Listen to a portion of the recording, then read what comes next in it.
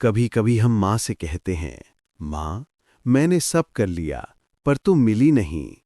और माँ चुपचाप मुस्कुरा देती हैं, क्योंकि हमें समझ नहीं आता कि माँ को पाने के लिए करना नहीं, छोड़ना पड़ता है। ठाकुर श्री रामकृष्ण कहते थे, जब तू अपने अहंकार को छोड़ देगा तब माँ स्वयं प्रकट होंगी। माँ उस मन में नहीं आती जो अपने ही मैं से भरा है।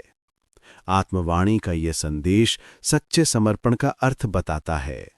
समर्पण ये नहीं कि तू कर्म छोड़ दे, बल्कि ये कि हर कर्म को माँ को समर्पित कर दे। जो कुछ करे ये भाव रख, माँ तू ही कर रही है, मैं तो केवल तेरे हाथ का औजार हूं। ठाकुर कहते थे, जब नाव को पूरी तरह नदी पर छोड़ दिया जाता है तभी वो सहजता से बहती है। वैसे ही जब तू माँ पर पूरा भरोसा रखेगा तो जीवन की नाव अपने आप पार लग जाएगी। आत्मवाणी यही कहती है, समर्पण का अर्थ हारना नहीं, बल्कि अपने छोटे मैं को माँ के असीम प्रेम में विलीन कर देना है।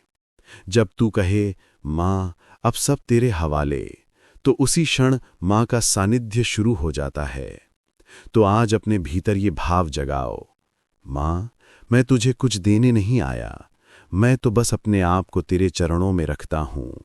अब तू ही मेरा मार्ग है, तू ही मेरा अंत। आत्मवाणी की आज की वाणी यही शांत होती है।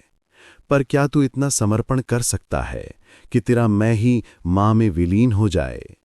आइए अगली आत्मवाणी में हम इसी समर्पण की गहराई में उतरेंगे, जहां साधक और माँ दो नहीं रहते, बस एक हो जाते हैं। आत्मवाणी, जहां आत्मा बोले।